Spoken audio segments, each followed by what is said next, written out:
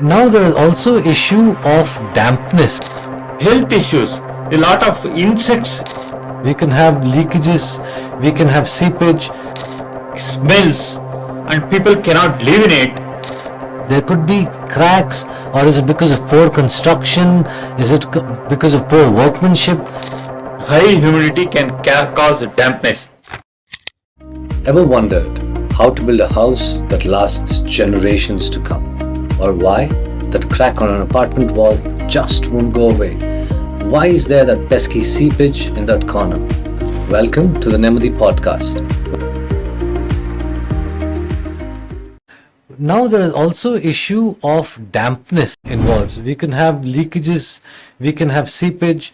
So what could be the reason? There could be cracks, or is it because of poor construction? Is it because of poor workmanship? Can you give us some light on this?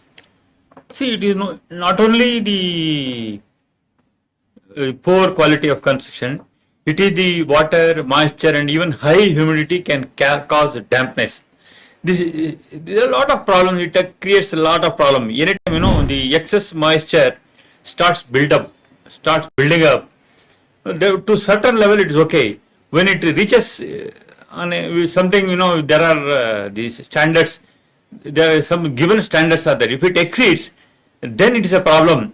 Then it is a problem to the structure as well as the health issues. A lot of insects. It attracts insects, and it smells, and people cannot live in it. And people, whoever comes, for them also it's a health problem. Whoever is there, the health issues are bound to happen.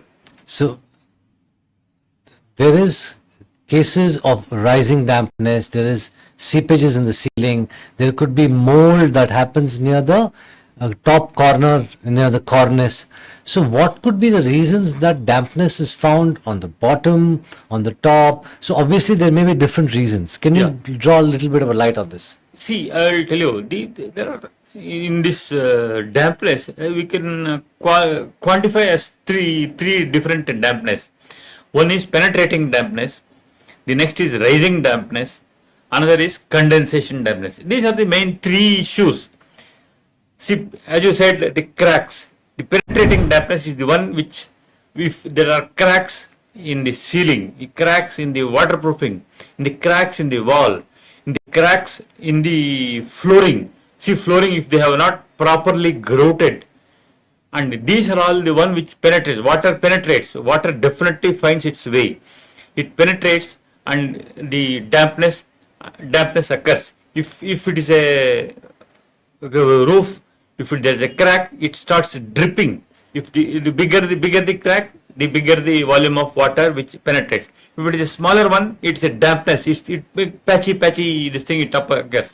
Rising dampness is the one it's, if the proper waterproofing is not done all around the building during the course of construction, during the course of foundation, the water enters through capillary action.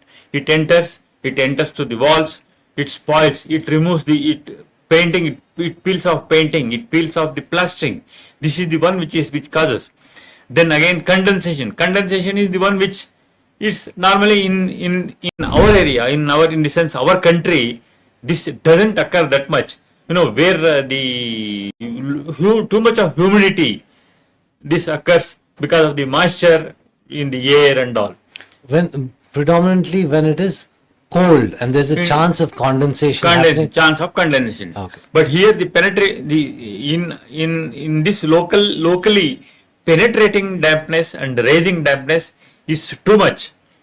And penetrating is only due to because of the structural defects.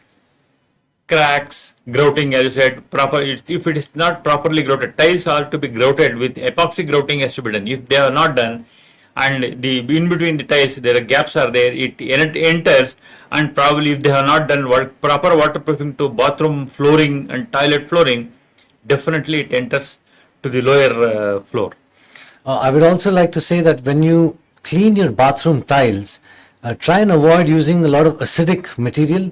If they don't use cementitious grout, and if it's a normal grout, then this acidic like harpic and vinegar will eat away your grouting between the tiles, and then that could cause some amount of seepage to the floor below, which at the end of the day you'll be responsible for getting repaired. So a little cautious note on that. If you have any questions that you would like answered, any particular questions, please let us know in the comments. So we will then come back to you prepared, and Mr. Krishna and I or anybody else, we will answer those questions for you. Thank you very much. Thank you, Mr. Krishna. Thank you. Thank you, Mr. Uday.